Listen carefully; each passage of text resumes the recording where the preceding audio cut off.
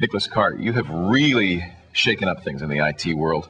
Your ideas have been called everything from genius to a hogwash and everything in between. How can you say IT is not strategic and that companies are actually wasting time on IT? Well, I don't think I've said that companies are wasting time. If I did, I didn't mean it. But, you take it back. But I do think, and I have said that companies have wasted a lot of money on IT. Mm-hmm. I think if you look at the latest statistics, something like 50% of the IT capacity that companies have added in recent years is going unused completely. And about 75% of major IT projects fail to reach their goals. So obviously there's a lot of waste out there. And if you look at the reasons for that waste, I think a lot of it can be traced back to over-expectations about the strategic importance of IT. It's important to draw a distinction between an essential business resource and a strategic one, because they're not necessarily the same thing. There are plenty of business resources that are costs of doing business. You have no choice but to invest in them and maintain competitive parity, but they don't lead to the kind of competitive differentiation that in turn leads to strategic advantage and superior profitability. And I think IT fits into that category. And for a lot of companies, the danger is to continue to think that by being an IT innovator, you're going to get this lasting advantage or even a meaningful advantage. And that leads to overinvestment, too much risk-taking, and ultimately disappointment in IT investment. Tell us a little bit more about the premise of your book. Surely you're not suggesting that all IT investments are worthless and that organizations around the world should have just stuck with calculators and typewriters when the 80s and 90s and foregone all that investment. No, not at all.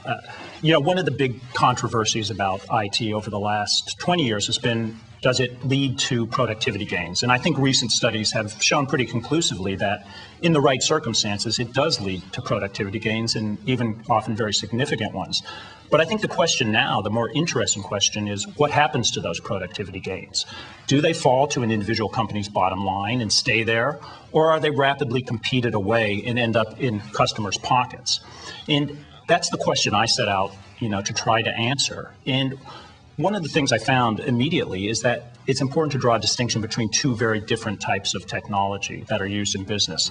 On the one hand, you have proprietary technology. That's technology that an individual company can own, either outright or through an exclusive license, for instance.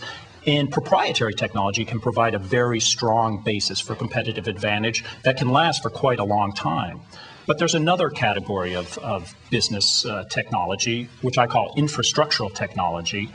And infrastructural technology gives its greatest value only when it's broadly shared, broadly standardized, broadly homogenized. In other words, when it loses its ability to set one company apart from the pack. And I think IT fits into that category, that it's an infrastructural technology rather than a proprietary one. So you're not saying there's no advantage. There's clearly a productivity advantage, but just don't be fooled by the strategic advantage. Right. I mean, a company can manage that resource better than another company, certainly. Right. But to think you're going to innovate your way to a lasting or even meaningful advantage is usually a case of you fooling yourself. Mm. Nick, are vendors getting the message? I mean, you talk about in the book something called you call overshooting, continuously adding features and functionality that maybe aren't necessary. But don't those features and functionality give companies competitive advantages? Excuse me. I think it's less and less over time as the technology advances. I think there's been an assumption among at least some in the IT business that if we build it, they will use it. Right. That may have been true once, but I don't think it's true anymore. And the reason why is the phenomenon of overshooting. Mm-hmm. This is a term that was introduced by Clayton Christensen in his book, The Innovator's Dilemma. And what it says simply is that in any technology market, there are huge incentives for vendors to push out the cutting edge, to push the envelope, and push it very, very quickly. That's where their biggest margins are. That's where their most demanding customers are. But as that happens, as the envelope gets further and further out there, it starts to overshoot the needs of customers. And at first, it's a small segment of customers that are overshot, but then that grows and grows and grows. A good example that everybody can relate to is digital cameras on the consumer side. A couple of years ago, when manufacturers went from 0.5 megapixel to 1 megapixel, that meant a huge deal to almost every user of digital cameras. That was valuable to everyone. Today, when we're going from 6 to 8 megapixels or 8 to 10, For most users, for most customers, it's meaningless. They're never going to use that additional dose of technology. It still means something to a small segment, but that segment is shrinking all the time. The same thing happens, I think, on the business side. In hardware, whether it's moving to the latest upgrade of a chip for your PCs, or going from version 6 to 7 of some enterprise application, more and more companies see diminishing returns. The costs of moving ahead start to overwhelm the benefits, and as a result, they start to peel back from the cutting edge, looking for cheaper, more generic, more standardized solutions, and all of that pushes the commoditization trend to continue and to even intensify. You talk, Nick, about commoditizing, and you mentioned hardware, digital cameras, I guess routers have become commoditized. What about software? Does software also have that same commoditizing curve?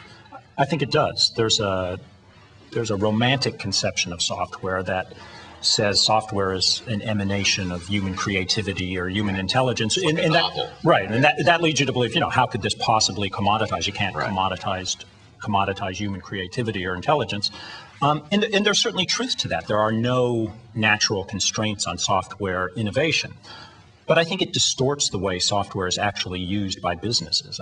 When a business goes out to buy or make a piece of software, it's not going out on some open-ended creative exercise. It can define the functionality it wants quite clearly, one hopes, and measure how well the functionality is being delivered. It's to solve a specific problem, and so, well-known problem. Right. Yeah. Just like you'd buy a piece of hardware. Right. And so at that level, software is very much a product and very much subject to the same forces of commoditization that we've seen with hardware. In fact, there's one characteristic of software that I think makes it particularly susceptible to commoditization, and that's the huge economies of scale in software production. Very, very expensive to create the first number one model of the software, extremely cheap to reproduce it and distribute it. And I think the whole history of business software can be explained as an ongoing attempt to more fully realize those inherent economies of scale. In other words, to spread a piece of software as widely as possible among the companies in an industry, to standardize and homogenize the software. And whether it's going from outside suppliers of software to packaged software to now software as a utility service, everything we've seen in the evolution of software is another step ahead in commoditization. Well, it actually raises an interesting question. Let me give it to you, Nick. Are you saying that companies should cut their IT spending, or they should get more bang for the buck, more for what they spend? Which is it? I'm saying both. I think they should cut their IT spending and get more for what they're spending, and I think that's possible now. I think we've reached a turning point in the history of IT and the management of IT, where companies can get more for less. And let me go over a few of the trends that I'm seeing in IT management today. I think companies now are moving to a bias to spend less year after year on IT. And that makes quite a dramatic change from the last 30, 40 years, where most companies took it for granted that they'd spend more year after year. Yeah. And now, I don't think that's any longer the assumption. There are going to be some times when it makes sense to spend more, but the bias, I think, has changed to spend less. Mm-hmm. I think we're also seeing a retreat from the cutting edge for the overshooting reasons that I talked about earlier. And companies are looking for cheaper solutions, cheaper hardware, cheaper software, open source software, are resisting the upgrade cycle, which is the third one here. Some new research shows that I think about 70% of companies want to slow down the upgrade cycle and express frustration with ongoing annual maintenance costs. And about 20% say we're done. Good enough is good enough. We don't want to upgrade anymore. Also, if there's no value being on the cutting edge, why take the risk? Right. It's always... In IT especially, it's always much more expensive to be on the cutting edge because prices for a given level of capability fall so quickly. I think those companies that are innovators are looking for more lower risk innovation. How can we avoid the high costs that traditionally go with IT innovation, or shift some of those costs to our partners, the way Walmart's doing with RFID, shifting the costs out to its suppliers. And finally, in the overarching theme, I think, is that companies are shifting their focus away from opportunities for advantage toward more remedying the vulnerabilities inherent in IT, whether it's spending too much, whether it's project failure, whether it's security issues. I mean, that's the new focus for IT management, I think. Nick, what are your thoughts? What advice do you have for organizations that are trying to show some value for their IT investments? Well, I think I've kind of been the voice of negativity here so far, and that's become my typecast role, I'm afraid. But there's also an important silver lining in what's going on, and I think it's important to discuss that as well, because whenever you have a commoditization trend in a market, you also have a power shift. Power shifts from the vendor to the buyer. And I think increasingly what's going to distinguish really smart users of IT is their ability to capitalize on the commoditization trend. And we're seeing, a lot of companies are doing that already. One example, Verizon, the big telephone company, it's cut its IT spending, annual IT spending, from 6% of revenues, which is the industry average, down to 4%. A huge cut. And how? By capitalizing on commoditization, by moving toward more generic commodity hardware, open source software, doing some offshoring of software development, driving harder bargains with vendors.